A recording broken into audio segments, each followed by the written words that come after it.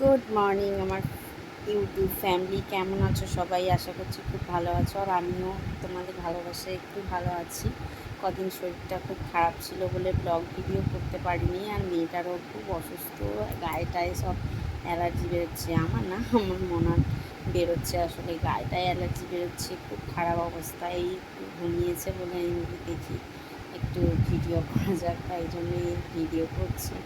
তো কেমন আছো সবাই জানিও, আর তোমাদের ভালোবাসা আমার সাথে থেকেও, কারণ আমার খুবই খারাপ অবস্থা। হয়তো মুখ দেখলে কিছুই মনে হয় না, 15 সেকেন্ডের ভিডিওতে অনেক কিছু মনে হয়, কিন্তু আসলেই না। যেগুলো চোখের সামনে দেখা যায় সেগুলো আসলেই সত্যি নয়। মনের ভিতরটা যদি সবাই পড়তে পারতো, তাহলে কাউকে কিছু বলে বোঝাতে হতো না। আজকালকার যুগে তো বললেও কেউ বোঝে না, বললে বোঝে, কিন্তু সেগুলোকে নিয়ে সবাই হাসি ঠাট্টা এগুলো করতে ভালোবাসে। কারোর দুঃখ কেউ ভাগ করে নিতে জানে না এখনকার যুগে। কার কি আছে, কার কি দুঃখ আছে, শুনে শুনে টাইম পাস করে। আমরা তো তাও এই ফোন আছে, ফোনে টাইম পাস করি। কেউ কেউ তো মানুষের সংসার নিয়ে টাইম পাস করে।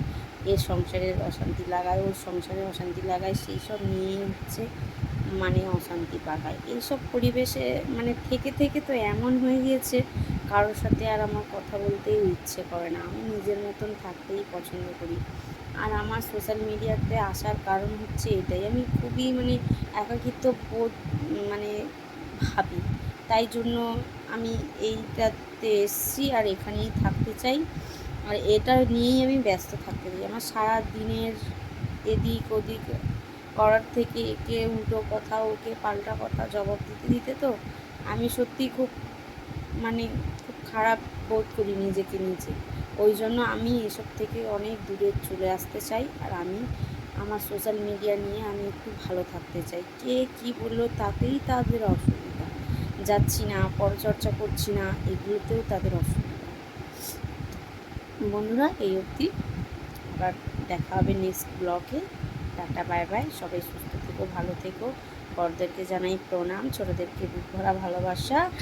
আর বন্ধুরা, তোমরা ভালো থাকবে। বাই।